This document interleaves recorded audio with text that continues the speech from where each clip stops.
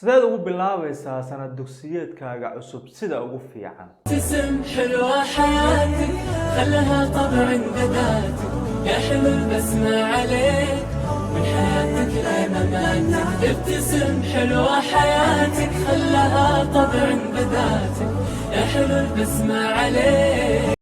السلام عليكم waad ku mahadsantahay daawashada muuqaalkan ku soo dhawow nolol qurux badan magacii waa Yuusuf Sakeen ma doonaysaa sanad dugsiyeedkan inaad noqotid ardayga koowaad ee fasalkaaga ma doonaysaa inaad waxbarashadaada meel sare ka gaartid jawaabtaada waxaan u maleynayaa inay tahay haa haddaba ii ogolow inaan kula wadaago 5 tallaabo oo ka dhigaya sanad dugsiyeedkan inaad noqotid ardaygii aad weligaagaba ku riyoon jirtay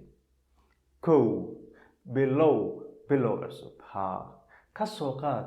in sanad dugsiyeedkan uu yahay sanadkii ugu horeeyay ee waxbarashada bilaabaysid ka soo qaad in noloshaada ay hadda bilaabatay iska ilow wax walba oo hore iska ilow guulooyinkaagii iska ilow guuldarooyinkaagii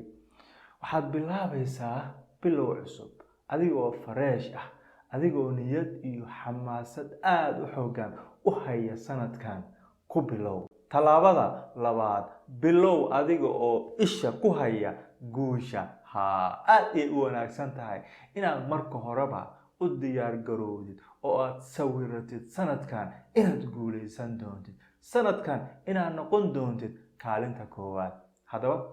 u diyaar garow la imo wax walba ay kugu qaadanayso sidii aad sanadkan guul weyn uga soo hoyn lahayd waxbarashadaada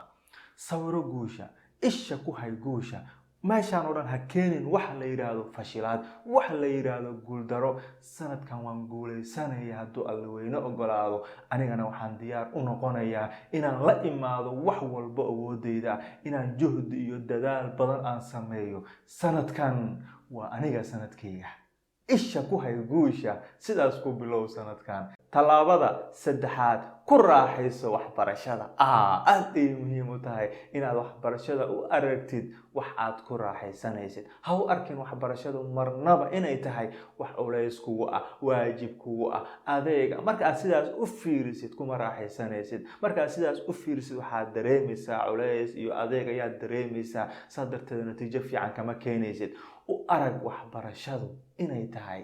wax aad ku raaxaysanaysid waxaad u baahan tahay adiga nafsadaada inaad u sameynaysid qof kale uma sameynaysid qof kale si aad u raaligeliso uma sameynaysid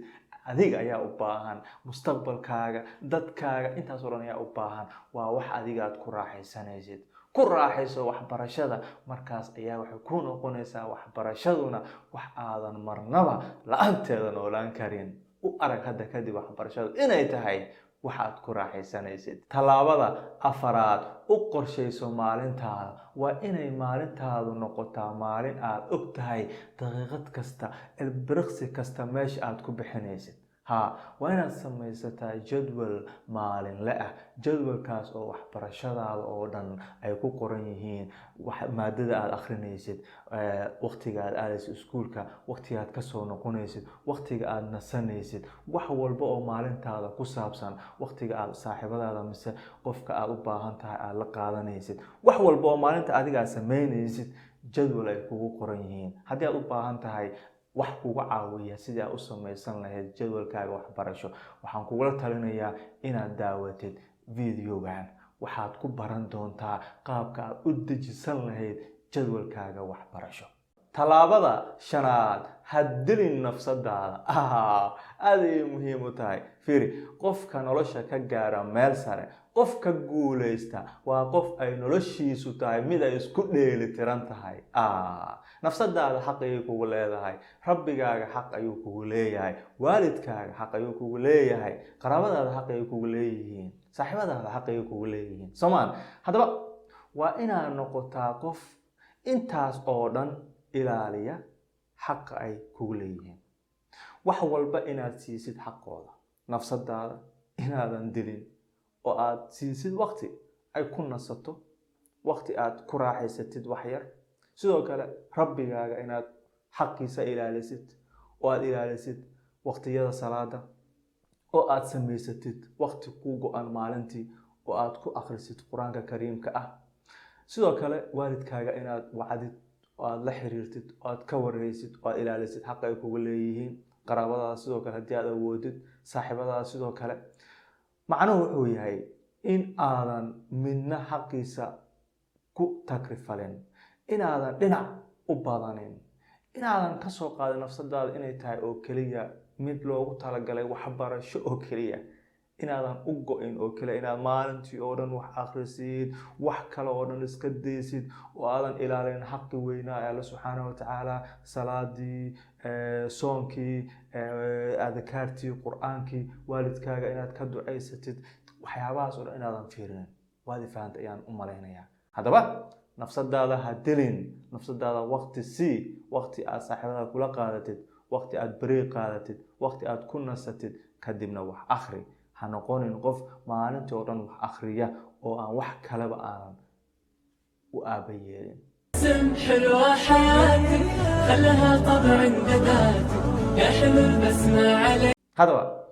intaan waa 5 tallaabo haddii aad nafsadaada ku dabaqdid waxaan ku damaana qaadayaa hadduu alla weyne ogolaado inaad noqon doontid ardayga koowaad ee sanad dugsiyeedkaaga waxaadna